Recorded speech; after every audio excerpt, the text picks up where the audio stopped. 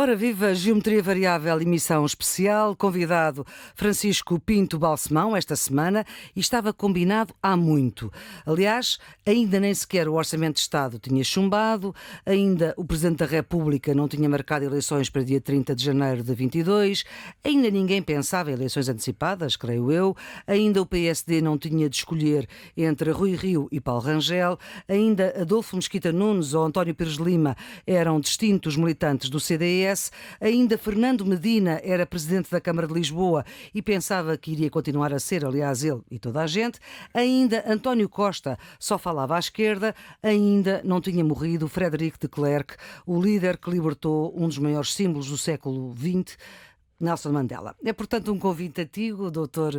Pinto Balsemão, se bem que eu há muito que o tentava aqui entrevistar. E mostra que eu sou all-weather. Seja qual for a circunstância, sou à mesma requisitado. Muito agradecido. Mantém-se aqui em força. Mas ainda bem, portanto, que publicou estas memórias que lhe dão um pretexto de voltar à rádio pública, porque teve aqui durante muitos anos um programa também ao fim de semana, que era o Mundo de, neste caso era o Mundo de Pinto Balsemão, feito pelo Adelino Gomes, e portanto ainda nos estúdios das Amoreiras, quando a rádio e a televisão de modéstia à parte, valorizado pelo Adelino Gomes, claro, mas que eu achei muito interessante e que me obrigava a estar preparado e atento a tudo o que se passava. Exatamente. Tem muito dessa experiência. E era o Dr. Balsemão, agora estou a falar de memória, era o Dr. Soares, era a Engenheira Pintacilgo, era um por mês, não era? Sim, mas a pouco e pouco os outros foram desistindo e acabei por ser eu praticamente. Ora bem, muito bem. Fico muito contente que venha aqui à Rádio Pública. As memórias que já vão na 4ª edição, não é? Isto continuam a estar no topo, mas olha, enfim, é só um tópico de conversa para começo. Mas é um bom tópico. Claro que sim. Mas do que foi dito, do que ficou escrito, das entrevistas que deu, pergunto-lhe se há alguma coisa que o surpreendeu depois da publicação do livro. Alguém veio ter consigo a dizer-lhe qualquer coisa?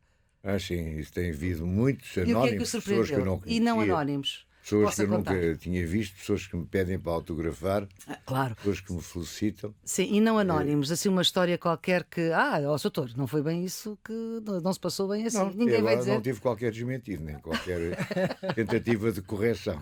Muito bem. Já agora, Nuno Severino Teixeira e Carlos Coelho, conhece-os, são analistas residentes fixos do Geometria Variável. Da vossa leitura, o que ficaram a saber que eventualmente não sabiam ou não se lembravam? Não. Em primeiro lugar, eu quero partilhar as palavras que a Maria Flor aqui deixou ao Dr. Pinto Balsemão dizer, que é com um grande prazer, um grande gosto poder tê-lo aqui. Nós encontrávamos regularmente no Conselho da Faculdade de Ciências Sociais e Humanas da Universidade Nova, quando era seu presidente, agora já claro, não e foi tanto. lá professor durante muito tempo. Foi lá professor durante muitos anos. 15 anos. O meu mandato também está a acabar, portanto em breve sai, mas é com um grande prazer que vejo o Dr. Pinto Balsemão aqui connosco nesta conversa. Eu sou, devo dizer, um grande amante de memórias. O memorialismo é o meu género preferido e as minhas férias são passadas a ler memórias. Ainda não teve férias. Não. As memórias do Dr. Pinto Balsemão já estão guardadas para as minhas próximas férias com tranquilidade e tempo. Mas já dei uma espreita dela. Claro. E já que a Maria Flor Pedroso me pergunta, houve um tema que eu particularmente gostei, porque toca num dos momentos centrais da consolidação da nossa democracia, que é justamente a extinção do Conselho da Revolução e o regresso dos militares à política. A revisão constitucional de 82.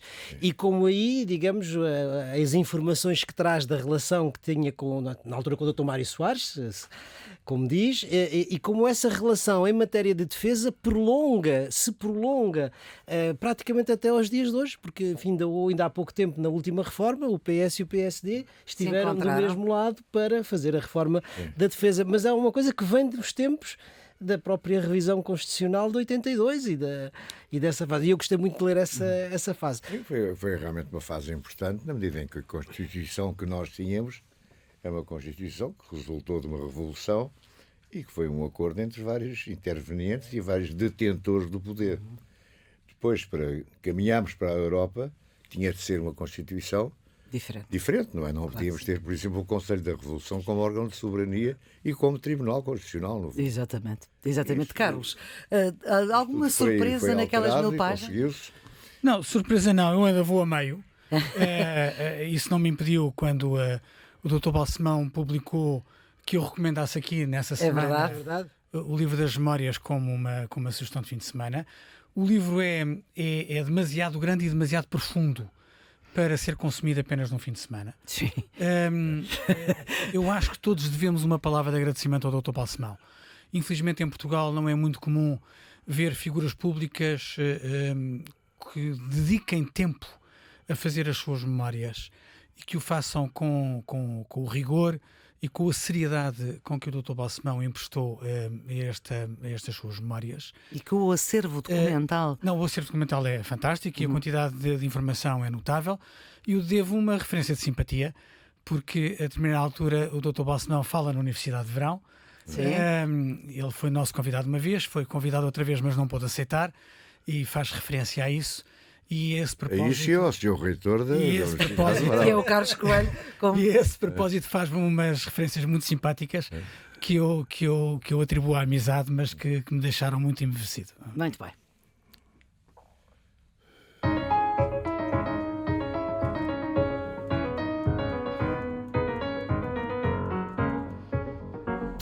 Ora bem, edição 58 do Geometria Variável com Francisco Pinto Balsemão, Conselheiro de Estado hoje. Há 40 anos era Primeiro-Ministro. Lembra-se, há 40 anos era Primeiro-Ministro nesta altura, exatamente. É patrão do Expresso e da SIC, militante número 1 do PSD, portanto fundador deste partido, jornalista de profissão, jurista de formação, deputado da ala liberal antes do 25 de Abril, claro, e depois da Revolução deputado constituinte. E agora, Dr. Balsemão, o mundo mudou tanto, Portugal também.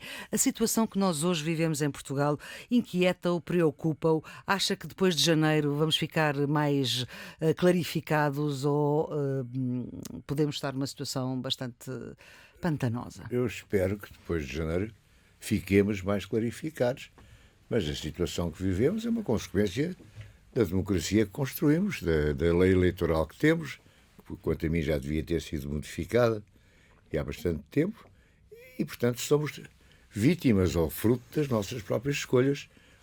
E tudo isso há que reconhecer e que reforçar, vivendo em democracia. Não há censura, há liberdade de expressão, há liberdade de comunicação, há liberdade de criação de partidos. Agora apareceu este Chega, não é? Que está um bocado fora do baralho. Mas que ajuda a democracia ou que desajuda a democracia? Eu acho que tudo o que seja juntar em torno das possibilidades dos eleitores escolherem as forças, por mais extremistas que sejam, é melhor do que tê-las de fora. Portanto, ajuda a democracia, em seu entender. Acho que sim. Mas não ficou surpreendido com o orçamento a chumbar, não é? É uma coisa que aconteça com regularidade. Acho que isso é preciso perguntar ao Partido Comunista e ao Bloco de Esquerda. Foi eles que o chumbaram, não é? Claro, mas não ficou E surpreendido. também perguntar ao Partido Socialista porque é que confiou tão cegamente naqueles aliados. Não havia outra possibilidade. Se calhar havia. Qual é que era essa possibilidade? Era conseguir o apoio, com outro orçamento, provavelmente, de outras forças que estão representadas no Parlamento. Nomeadamente o PSD, como é evidente. Como é que olham para isto? Carlos, acha que o PSD tinha possibilidades de, com outro orçamento, ter tido outra atitude, que não fosse chumbar o orçamento? Bem, nesta conjuntura de conflito interno acho improvável, e dissemos isso, aliás, isso aqui no Geometria Variável. Mas fora do contexto da luta interna, houve alguns momentos em que Rui Rio teve estratégias de aproximação ao PS, ou pelo menos declarações de aproximação ao PS. E houve mesmo em 2018 até assinou 2 acordos com o Partido Socialista sobre descentralização e sobre os fundos europeus. Sobre coisas concretas e limitadas. Mas de tal forma que foi, aliás, acusado no fundo querer ser vice-primeiro-ministro de António Costa. Agora, a circunstância de Rui Rio ter feito alguns sinais de aproximação ao PS, nem assim como viu António Costa, que tornou claro desde o primeiro momento que os seus interlocutores privilegiados eram à esquerda, eram a chamada geringonça, e que excluía qualquer entendimento à direita com o PSD. Muitos analistas referiram que uma das mudanças de registro na última entrevista que António Costa dá à RTP, na sua qualidade de Primeiro-Ministro, mas também de líder do PS, é não excluir nenhum contacto e nenhum diálogo, nem à esquerda nem à direita, embora isso nas atuais circunstâncias possa ser considerado como um discurso pré-eleitoral. Não, nesta hipótese que o Dr. Balsemão deixa aqui em cima da mesa no Geometria Variável, de com outro orçamento, em vez de fazer um outro orçamento para convencer PCP e Bloco de Esquerda, fazer um outro orçamento para convencer o PSD, era possível? Bem, constitucionalmente era possível, não é? Portanto, o chumbo do orçamento não obriga constitucionalmente à queda do governo. O Presidente da República explicou, penso que com muita clareza, porque é que tinha tomado a opção de dissolução. Porque ele entendia que o chumbo do orçamento não era apenas o chumbo do orçamento, era o esgotamento da fórmula política que dava governabilidade ao país. E, portanto, nesse sentido, naquela altura, eu creio que seria muito difícil. Agora, felizmente, eu acho que há mudanças neste momento, quer à esquerda, quer à direita. À esquerda, no sentido, quer do ponto de vista do Partido Socialista, e o discurso do Primeiro-Ministro na última entrevista já foi muito mais aberto, ou seja, não fechando a porta a entendimentos à esquerda, mas também não a fechando com entendimentos no Partido Social Democrata. E, por outro lado, o Rui Rio ainda ontem, na entrevista que deu, também abriu essa possibilidade. Vamos lá ver. Na história de Portugal, nós temos, e não só na história recente da democracia, nos sistemas democráticos anteriores, na Primeira República menos, mas sobretudo na monarquia constitucional, há momentos de divisão das águas políticas, momentos de clarificação, como se diz, de clarificação de qual é a alternância política. E há momentos, são momentos normalmente de crise, ou momentos em que é necessário, digamos, a união, a congregação das várias forças. Estou-me a lembrar, por exemplo, da regeneração no século XIX, mas há momentos de crise em que é necessário que se governe ao centro e que se encontre um grande consenso político. Isso provavelmente teria sido útil na crise do euro.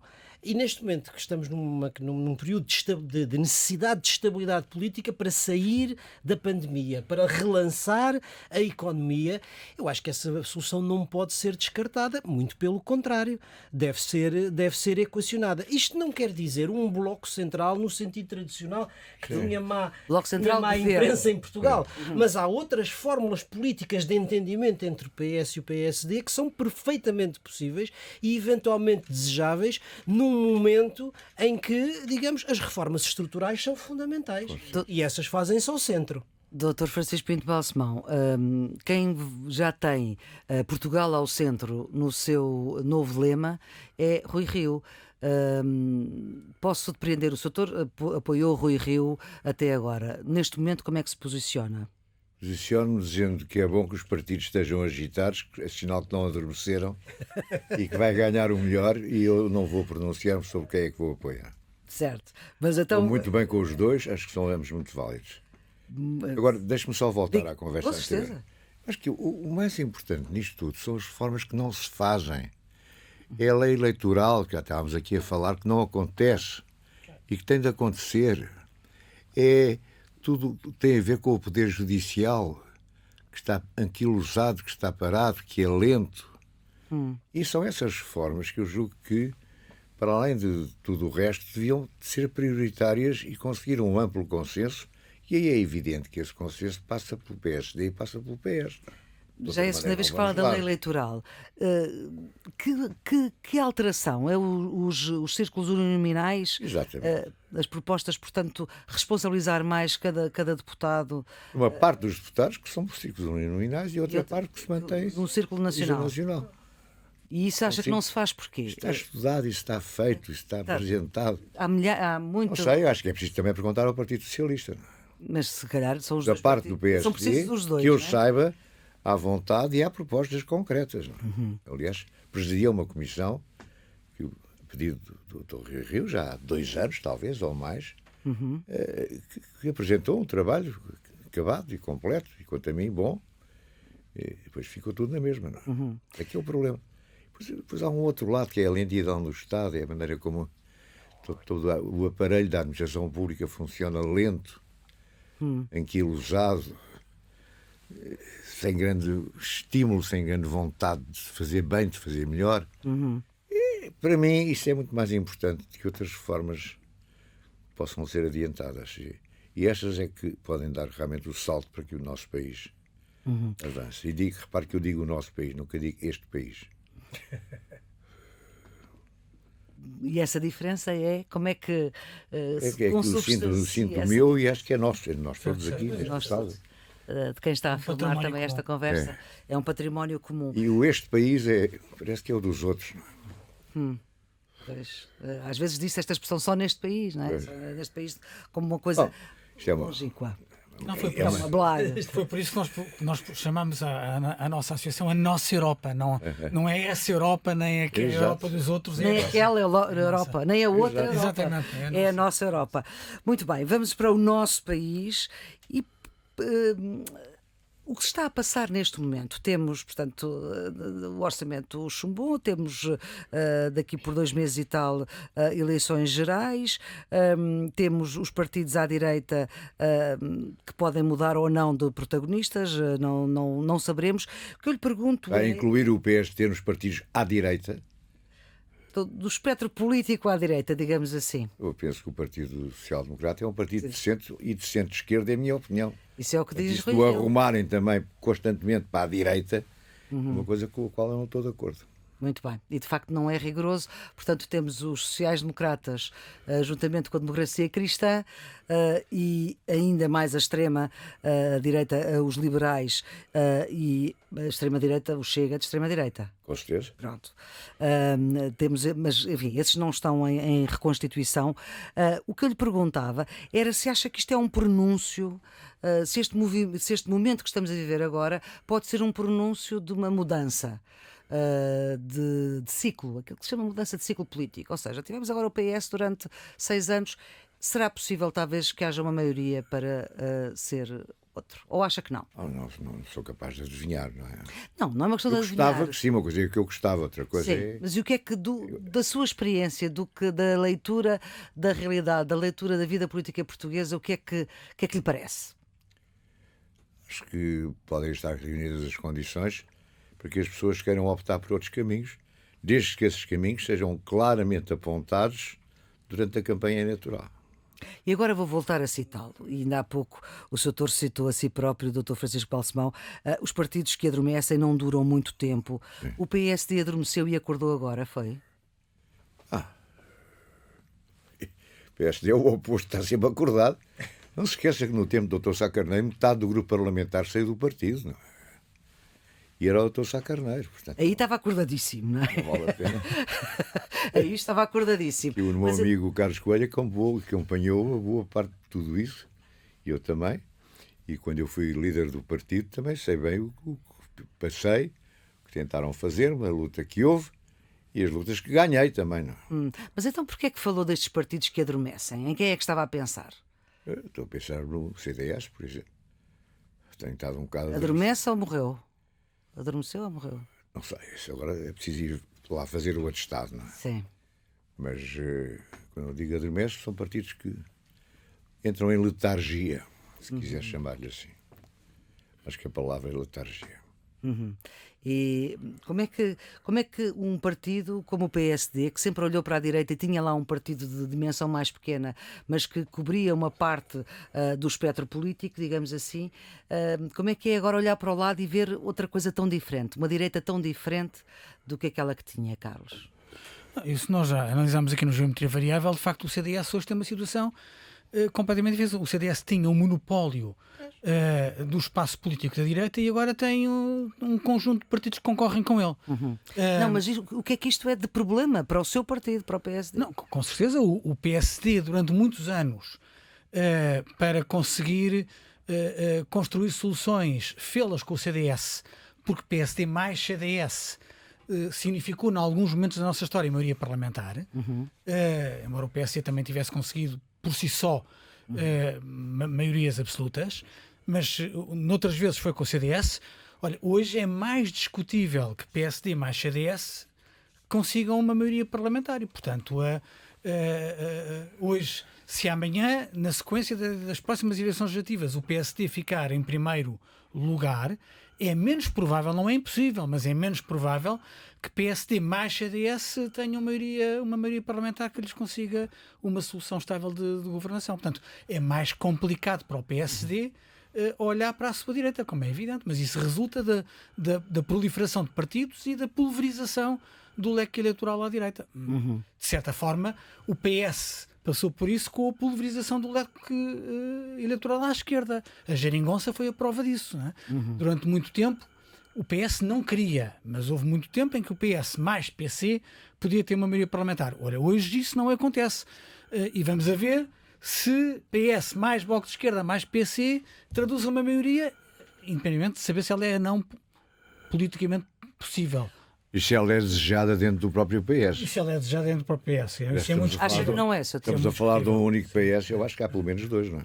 Sim, isso é verdade. Acha que essa maioria não é desejável Acho ou é que dentro desejável? do PS há uma corrente fortíssima que não quer este tipo de aliança. Que é liderada por? Isso não sei, é preciso ir perguntar-lhes a eles. Não, sabe, com certeza, senão não estava a dizer. Quem é que não quer no PS um entendimento à esquerda? É Costa? Não, Flor, eu acho que o Primeiro-Ministro, na última entrevista, na prática, assume como muito difícil, continua a ter o desejo, mas assume como muito difícil a continuação da solução que permitiu a viabilidade deste governo durante estes 6 anos. Portanto, Sim, tem os braços muito abertos para os dois lados. Portanto, isto coloca-se aqui um como problema. Cristo Rei. Diga, não, diga. Não, eu ia dizer, voltando um bocadinho atrás, Sim. a questão há dois partidos que são absolutamente centrais, não é? Há o PSD no centro-direita e o PS no centro-esquerda. E é em torno destes dois partidos que, enfim, ou só se tem maioria absoluta ou com alguma fórmula política de entendimento que suporta a governabilidade que, digamos, o destino do país se vai definir. Voltando à questão à direita, até agora, à direita, enfim, à disputa, Ao lado direito do Parlamento. Ao lado direito do Parlamento, vamos dizer assim, Para não ferir o caso- aqui a o caso do suscetibilidade PSD. do Dr. Francisco Pinto Balsemão. O Carlos e o Dr. Pinto Balsemão são militantes do PSD, portanto têm uma informação e uma sensibilidade que eu não tenho, não sendo, mas eu estou a falar, digamos, de quem está de fora, do cidadão comum. Até agora, a disputa interna do PSD foi sobretudo processual, ou seja, aquilo que aparece para fora é que é processual, adia-se as diretas ou atrasa-se as diretas, votam os militantes que pagaram ou os militantes que não pagaram, há debates ou não há debates. Isso é algo Doutor, tem que... as fotos em dia, imagino. Completamente. Com certeza, claro. Isso E é tem aqui algo... o cartão, se quiser falar. Assim, também. Tem É o para aqui número 1, alguns. não é? É o número 1. É verdade. Eu ia dizer, isso é uma coisa que obviamente tem importância para os dirigentes políticos e para os militantes, mas para o cidadão comum não tem muito interesse. Agora, tem muito interesse para o cidadão o debate político e ideológico dentro do Partido Social Democrata, porque não é indiferente, como o Dr. Pinto Balsemão há bocadinho estava a Mas dizer. esse não vai existir. Não, mas é que é importante que exista, porque é importante perceber se o partido vai num sentido mais centrista, mais social-democrata, ou num sentido mais liberal, mais à direita. E é preciso, sobretudo, perceber, acho que é muito importante para os portugueses, perceber qual é a política de alianças, não é? Dr. Se, Pinto Balsemão. no caso à direita, não se... Vamos supor, a hipótese de algum entendimento com o Chega está absolutamente posta de parte, e se isso é assim, ou não. E por outro lado, qual é a abertura no caso de haver em relação ao Partido Socialista. Portanto, este debate no interior interessa, obviamente, em primeiro lugar ao Partido Social Democrata, mas também interessa ao cidadão comum neste sentido. Portanto, isso é... Soutor, este debate não se vai fazer dentro do seu partido, porque um dos candidatos à liderança e atual líder não quer fazer debates internos. Ou acha que este debate vai acontecer na mesma e os militantes do PSD, quando decidirem por Rio ou por Rangel, sabem o que é que cada um quer? Eu gostava que esse debate acontecesse e que não se perdesse tempo só em formalidades. Mas não sou dirigente neste momento. Pois não, mas vai ter que escolher por um dos lados. Através do meu voto. Através do seu voto.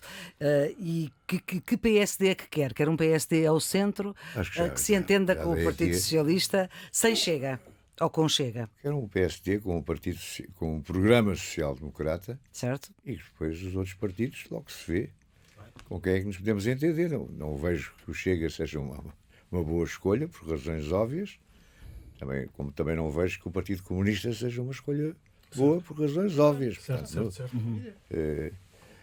daqueles que estão mais perto, vejo o Partido Socialista como um grande partido e vejo alguns dos mais pequenos, como a Iniciativa Liberal ou o CDS. Mesmo o CDS, que resultar... Pus por esta ordem porque temo que o CDS fique em lugar inferior na votação das próximas eleições, inferior à Iniciativa. Muito bem. Para nós fecharmos aqui esta parte da nossa conversa, eu perguntava como é que a questão das maiorias se vão compor no Parlamento? Ou seja, nesta última legislatura houve uma maioria que se compôs à esquerda e foi possível governar. Hoje parece que voltou ao anterior arco da governação, ou pelo menos haver mais dificuldade, como acabámos de ver pelas vossas intervenções, a haver mais dificuldade que essas maiorias se façam. Voltando ao princípio da nossa conversa, e se não sair uma solução clara de 30 de janeiro de 22? Carlos? A democracia tem um horror ao vazio e as instituições funcionam na lógica de encontrar soluções. Portanto, nós podemos definir todos os cenários possíveis e imaginários para as próximas eleições. Eu acho que o PS está claramente a tentar uma maioria absoluta. Acho que os parceiros à esquerda que podem ficar mais penalizados nessas eleições, designadamente o Bloco de Esquerda e o PCP, estão assustadíssimos com essa possibilidade, porque a sua capacidade de influência, fica completamente derrotada. Ninguém sabe qual é a evolução que pode ter o PSD e qual é o fator de surpresa com que o PSD pode chegar às eleições. E, portanto, ninguém hoje está em condições de saber se o PSD pode disputar ou não as eleições com sucesso, isto é, com capacidade de estar em primeiro lugar. Eu diria, um bocado na linha daquilo que refletíamos a semana passada, que acho improvável que um partido sozinho tenha maioria absoluta. Seja ele o Partido Socialista, seja ele o PSD. Acho improvável. Pode acontecer, não é impossível, mas acho improvável. Olha, sendo improvável, ou partindo desse princípio, é evidente que tem de haver uma solução parlamentar. Tem de haver uma solução que dê estabilidade ao governo. Sob pena do Presidente da República ter de interpretar os resultados e, nos termos da Constituição, quando a Constituição o permitir, isto é, passado 6 meses, tornar a convocar novas eleições. Eu acho que isso era indesejável para todos nós. Era um cenário que aconteceu em Espanha aqui há uns anos atrás e que é claramente indesejável. Agora, voltando à questão. Portanto, de um lado à direita do Parlamento, do lado à esquerda. Outro dia, na sua entrevista, o Primeiro-Ministro, obviamente olhando para as... Ele é maçaneta, não é fechadura? Sim, exatamente. Olhando para as eleições que tem à frente, portanto não pode deixar de ser assim, mas eu acho que teve um discurso com responsabilidade política, com algum sentido de Estado, ou seja, colocando o Partido Socialista no centro, claro, ocupando o centro do espectro político, como um partido de estaneira, responsabilizando, e eu acho que isso ele explicou muitíssimo bem. Duas coisas. Primeiro, porque é que tinha feito ou tinha dito aquela frase que nós aqui várias vezes comentámos, de que se caía o governo se não houvesse o PSD, e eu próprio que tinha ficado muito, enfim, não tinha percebido porque é que ele tinha dito isso. Ele explicou isso muito bem, eu acho que, dizendo, bem, o compromisso que eu tinha com os meus eleitores era à esquerda e, portanto, seria trair esse compromisso. Mas, dito isto, e justificada, digamos, a sua posição, deixou a porta aberta para um entendimento vários, não é? Tal maçaneta da porta, para entendimentos vários, sendo que o que é importante é aquilo que o Carlos e o Dr. Pinto Balsemão estavam aqui a dizer, que é a estabilidade política e a governabilidade do país. Isso é fundamental. Dr. Pinto Balsemão, nas suas memórias diz que Marcelo Rebelo de Sousa era um homem que não se podia confiar, e estamos nos idos, ele era um jovem, 20, 30 anos. Passados este tempo todo e com o peso também do facto de Marcelo Rebelo de Sousa ser Presidente da República e ir já no segundo mandato, nesta crise, como é que ele se portou? Nesta crise concreta que estamos a falar, não tenho nada a criticar, acho que fez a sua obrigação. E mais nada? Não. Explicou-se bem, explicou-se mal, falou de mais, falou de menos. Tem obrigações constitucionais, cumpriu-as. Mas fez bem em ter avisado que se não houvesse orçamento havia eleições? Acho que foi um aviso à navegação suficientemente claro, Certo. mas que também faz parte das funções de quem é Presidente da República fazer esse tipo de avisos. Agora já, Em determinadas circunstâncias, como é o caso. Muito bem. doutor, agora já confia um bocadinho mais nele ou não? Isto é uma coisa que não vou responder, como é evidente.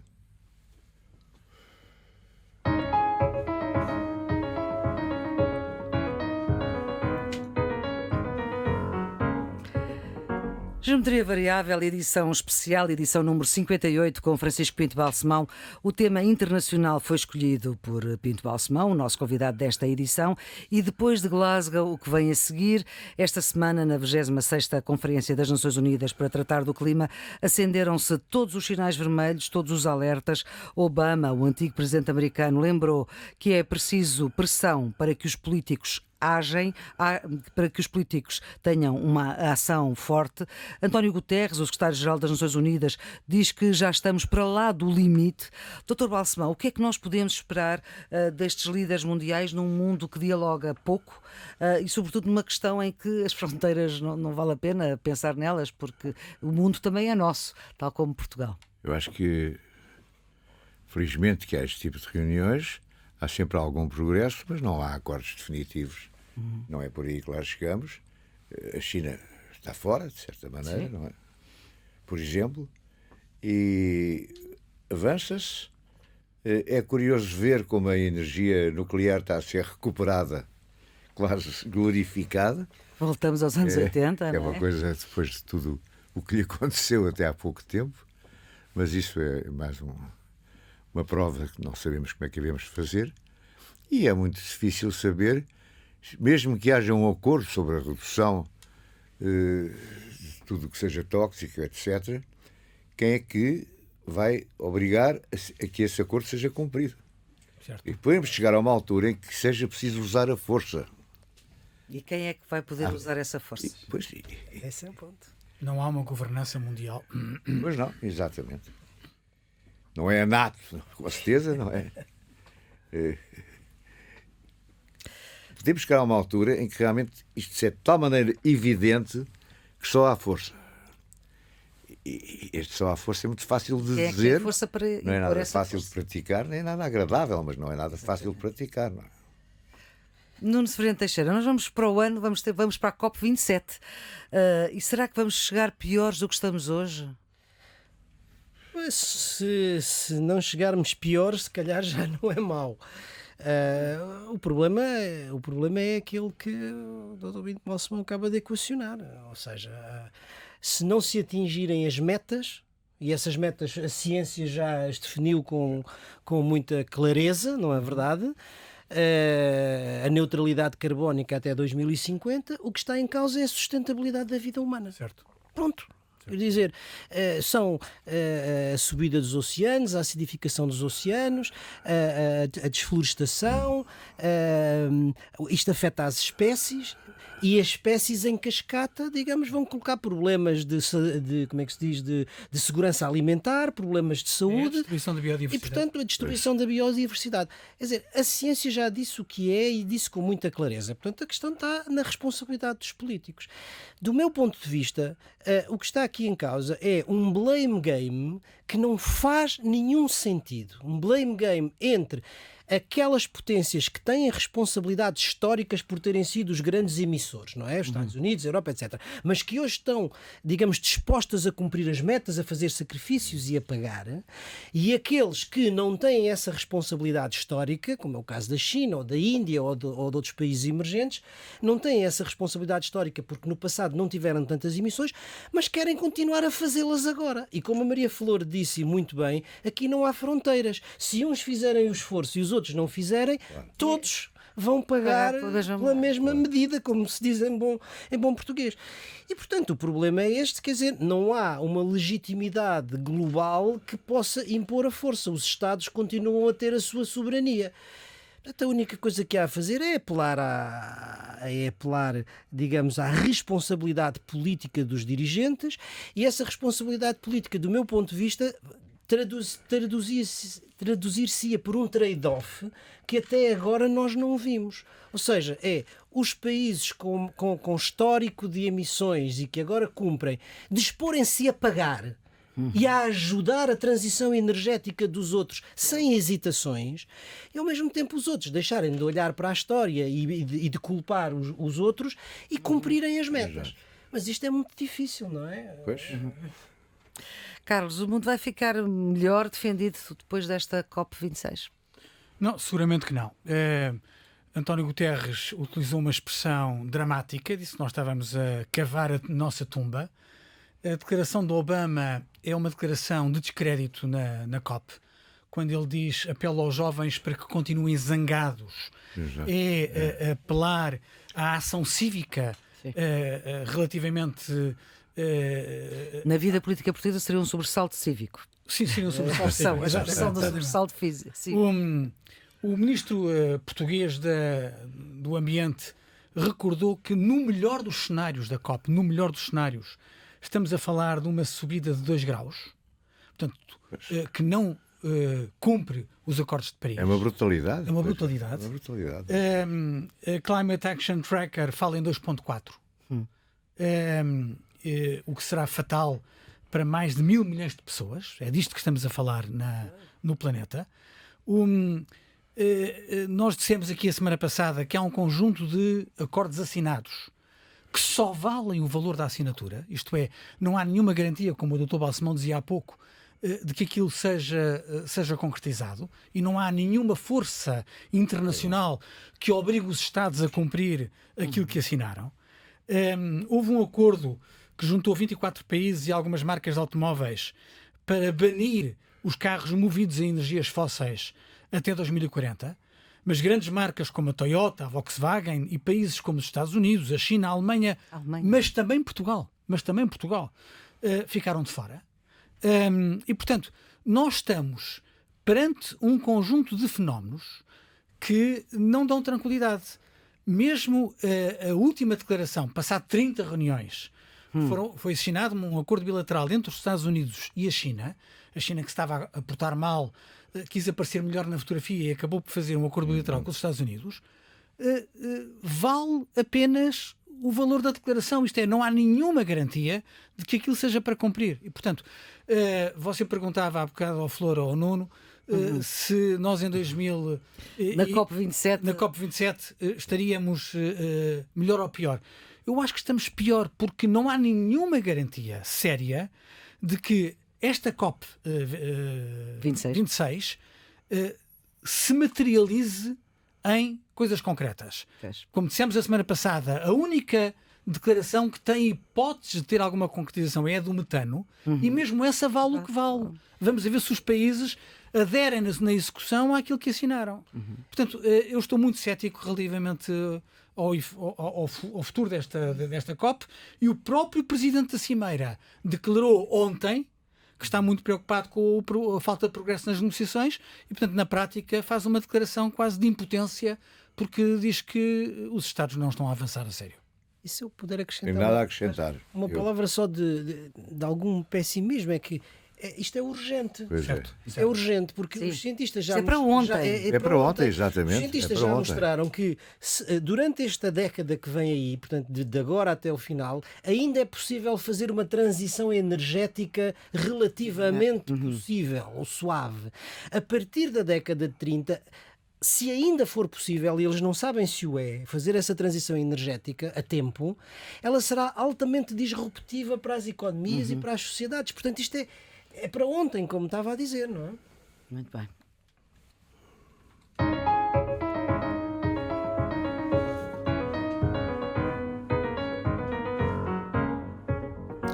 Geometria Variável, edição 58, com Francisco Pinto Balsemão. Vamos para uma das rubricas constantes deste programa, que são os redondos, bicudos e quadrados. Vou começar aqui pelos fixos. Nuno, o seu redondo, as coisas boas. O meu redondo vai hoje para mais um prémio internacional para o cinema português. Ah, sim, senhor. Para Lúcia Muniz. Foi distinguida com o prémio para a melhor interpretação no filme Listen, na 29ª edição do Festival de Cinema Independente Rain Dance. Depois da realizadora, que aqui também celebramos, a Ana Rocha de Sousa, agora é a vez da atriz Lúcia Muniz. É um bom momento para o cinema português. Muito bem. O seu redondo, Carlos? O meu redondo vai para a decisão do Tribunal de Justiça da União Europeia, que mantém a multa de 2,4 mil milhões de euros à Google por abuso de posição dominante no mercado. Esta sentença já havia sido declarada por verificação que os serviços da Google davam prioridade aos serviços e produtos da empresa na sua loja online em pelo menos 13 países da União. A confirmação da multa de grande dimensão mostra que a União é um espaço de concorrência livre, mas também leal, não só no mercado interno, mas também no mercado digital. E o nosso convidado? Qual é que é o redondo, a coisa boa, Dr. Francisco Pinto Balsemão, que escolheu? Estou a hesitar, porque, por um lado, queria assinalar a tomada de posse de José Maria Neves Em Cabo como Verde. presidente de Cabo Verde, depois de uma eleição que foi completamente imparcial, Sem mácula. livre, Exatamente. e isso também põe em relevo o que é aquele país. É um país que eu gosto muito. Sou suspeito em relação ao José Maria Neves, porque sou amigo dele, até já escrevemos um livro em conjunto, etc. Exatamente. Estou muito satisfeito que ele tenha ganho. E também tive a ocasião de ler o discurso de concessão da vitória por parte do adversário, que é um discurso notável. Eu acho que nós devemos não só elogiar tudo isso, mas Presidente também cessante. contemplar a maneira como Cabo Verde é realmente Uma democracia. um Estado, Eu acho uma democracia que funciona e que todos sabemos que não, as condições económicas, a riqueza daquele país não é grande, mas as pessoas são a grande riqueza de Cabo Verde. Eu acho que faz todo sentido uma vénia à qualidade da democracia em Cabo Verde. Exato. Vamos para os bicudos. Quer ser o Dr. Balsemão a começar? Os bicudos são os... São as coisas Houve más. negativo. Só é o negativo, pois. Um dos bicudos que eu posso apontar é toda esta... É tudo isto que estivemos a falar Da COP. da poluição, da COP, de tudo isto, não é? Acho que é realmente triste e lamentável que assim seja, como também é triste e lamentável ver militares portugueses misturados Ao serviço das Nações Unidas, portanto, boinas azuis. contrabando de diamantes e outras coisas ao serviço das Nações Unidas. Também é algo que a mim me chocou. É o seu bicudo. Carlos, o seu bicudo? O bicudo vão para as ações de Lukashenko na fronteira da Bielorrússia com a União Europeia. Sim. É um regime ditatorial que está a usar os migrantes e a colocá-los na fronteira com a União para que possam entrar de forma ilegal. A utilização das pessoas para gerar uma pressão migratória e atacar a União Europeia é lamentável e viola de forma flagrante os direitos humanos. O seu bicudo, Nuno? Mais uma vez o meu bicudo coincide com o do Carlos.